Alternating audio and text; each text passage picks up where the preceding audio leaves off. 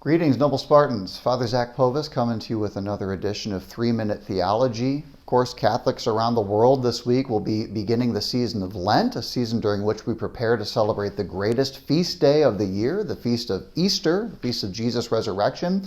And interestingly, we spend a lot of this season focusing upon the reality of death, right? We begin Lent with Ash Wednesday.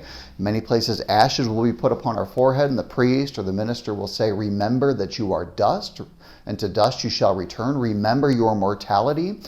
And we do this, first of all, just to remind ourselves that we don't have forever here on earth, that we're made to live here for just a short time, and therefore it's our obligation to use well the time that we have to love God and love our neighbor.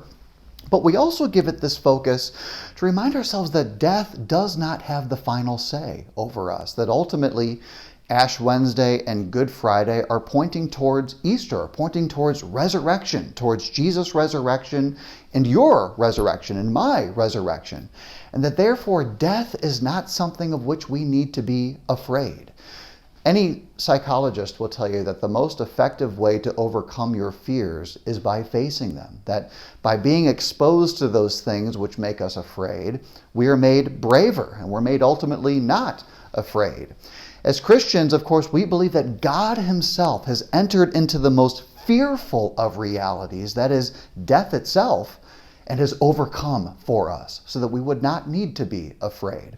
It's, by the way, why we hang the crucifix everywhere, right? It's in our churches, it's in our homes, hopefully. Sometimes we hang it around our necks. It's why we pray the Stations of the Cross, which is a great Lenten practice. The Stations of the Cross really is perhaps the most fearful story ever told, right? It's the story of a young, innocent man who's betrayed by his friends, who's persecuted and tortured by a corrupt religious and political class, and was ultimately put to death in the most cruel way possible.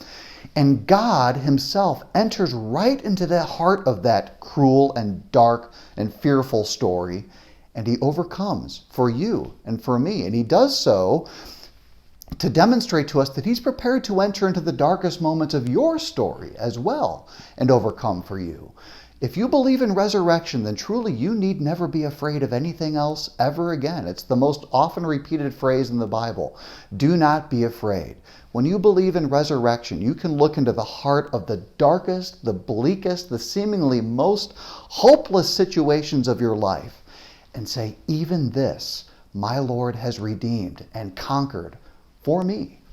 That's what Lent's about, guys, is looking upon the most dark and seemingly the most hopeless situations in life and realizing that there is always reason for hope because God himself became man and died and rose again from the dead for you.